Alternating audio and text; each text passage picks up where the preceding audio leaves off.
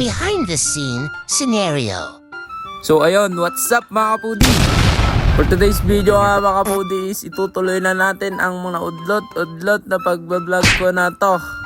Matagal kong hindi na-edit ito mga kapudi dahil napakahaba naman kasi. So ayun na nga mga kapudi, wag na natin patagalin pa. Let's start doing it!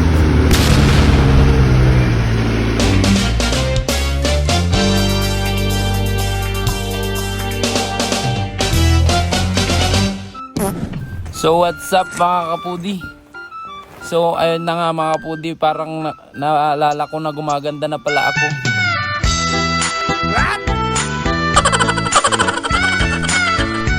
Kaso sabi niya mas maganda daw siya, pero parang hindi naman.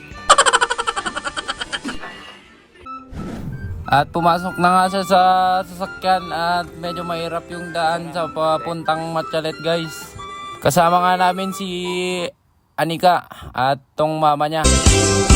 Nagganas ka na diagnosika ading tay maboy-boya.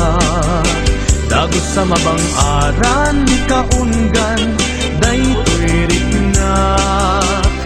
At syempre di mawawala dyan si mami ko. Naminta-pintas mo awan pang ipadaak. Stop over muna dito guys at medyo pogi ako. Joke lang. Nataw-taw atan sa kadwa ni sir. So dito na nga mag-start yung Dilubyong daan. Ay esta yung daan.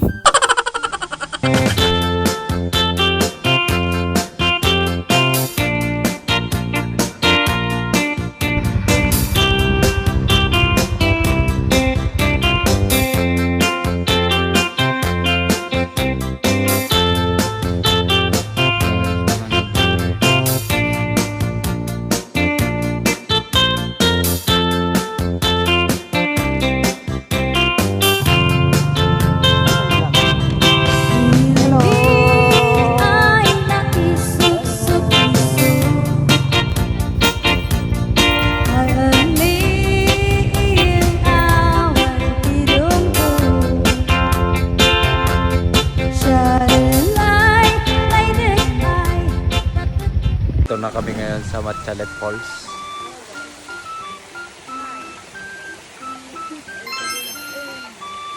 So bale, pangatlong beses ko na pong binalikan tong Matyalet Falls at di po ako nagsasawa na balik-balikan to guys dahil tignan mo naman kung gaano kaganda ang Matyalet Falls.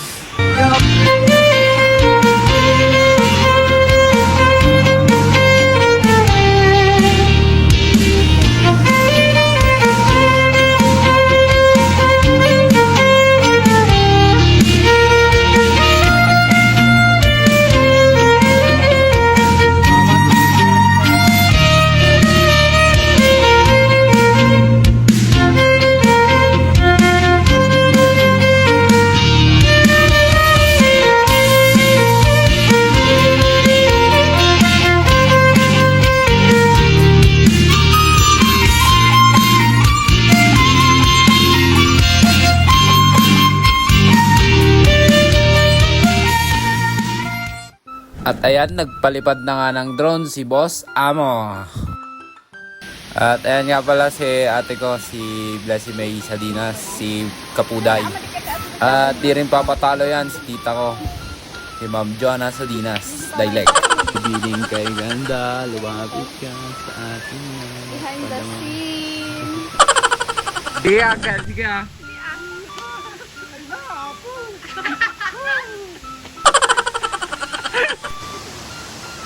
Kaya tama. Ay.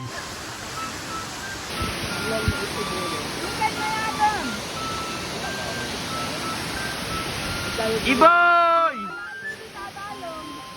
At pupunta nga kami doon sa paanan ng falls. Kasama ko yan, si tita ko. At sino ba namang di babalik-balikan to, napakagandang Matyalet Falls. Na kami tipon na.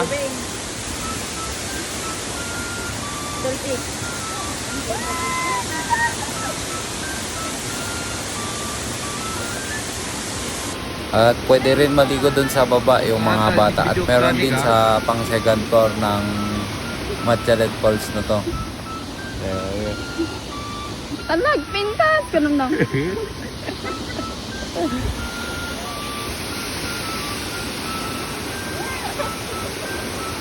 Pag babae ang girl, di pag babae. Pag babae. 1, 2, ay, 1, 2, 3. Natin. At ayan na nga, ganda-gandahan na siya. At bilisan mo dyan ate ko. At ako naman magsusunod na susuot dyan sa sinuot mo. At ayan, bet ko rin na isuot yan. Bagay ng bagay ko ata yan. Yun no, hindi na natapos. Hindi mo lang nalpasin. Lawag, nabayad pa ano. Marimar! Vlog, pupunta kami sa taas.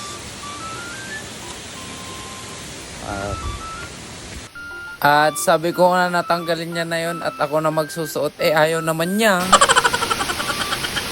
At syempre hindi magpapatalo ang tutor.